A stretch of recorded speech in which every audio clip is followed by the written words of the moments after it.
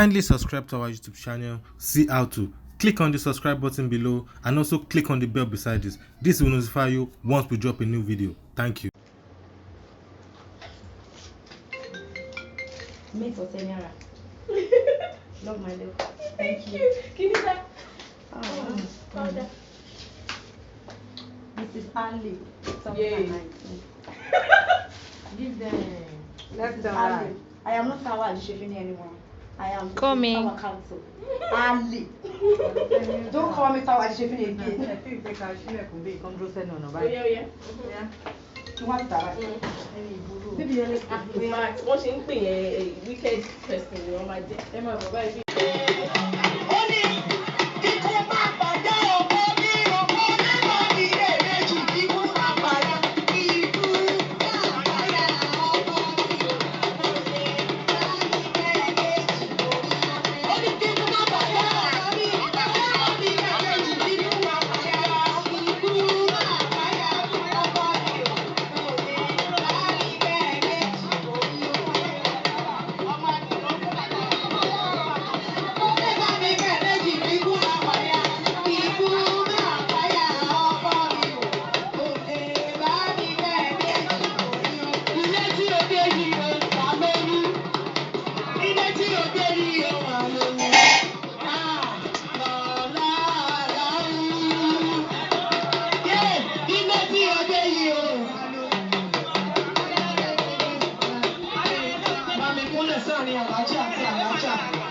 kò ní bàjẹ́ ẹ̀rẹ́ mi ṣe ìtókù kárí gbogbo ẹbí látòkè níbẹ̀ bá wa hájì àjíṣepélé ọlọ́run wọlé àkọ́hánì kárí àlékún gígùn ẹ̀mí àlàáfíà ìdùnnú ayọ̀ pàṣẹ fún bàbá náà gbogbo tó ń jóore tó ń bẹ lọ́wọ́ wọn jẹ́ kalẹ́ jẹ́ mọ́júmọ́ gbogbo mẹ́mbà àwọn ẹbí bàbá wa Ali tí wọ́n bẹ ń bí àtọ̀nà tá a gbà kára wa àwọn tá a jọ ń ṣiṣẹ́ àwọn tá a jọ ń ṣọ̀rẹ́ àwọn tá a jọ ń ṣẹgbẹ́ àwa kó ìdùnnú wá bí ọlọ́run fi ìdùnnú sọ kálukú wa lẹ́sàn-án láàrin wa Muhammad gbogbo tí ń jẹ́ fámìlì àrùn òṣèré ajíṣepíní tá a wà ń bí akara wa nípa ẹbí nípa ìjọ nípa ọ̀rẹ́ pa àjọ ń ṣiṣẹ́ ọlọ́run fa àlùbáríkà sa gbogbo wa lẹ́sàn-án a máa wá lọ ń sìn ìdí adélé dáadáa ìdí abálé dáadáa èyí tá a dágbére fún ìgbà tí wọ́n bá gbọ́ pa àrùn májèlé gbogbo ní ti ìbànújẹ́ èyí tá a ṣe ó ti ń dùn báyìí ó ń láyọ̀ ó ń lóyin májèlé á fi wàhálà parí ẹ̀ o ẹlòmíì a sọ fún wa àfọní invitation tó bá dé bí ìgbéyàwó yóò sì lálùbáríkà ọlọ́run bá wa gbé nídìí jẹ́ ó wá.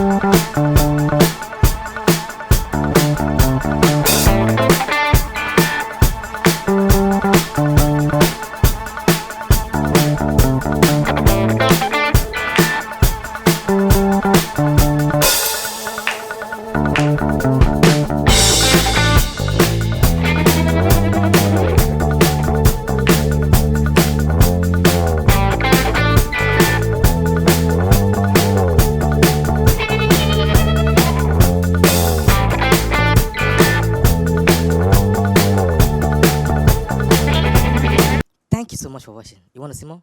Click below and subscribe because we drop video every day.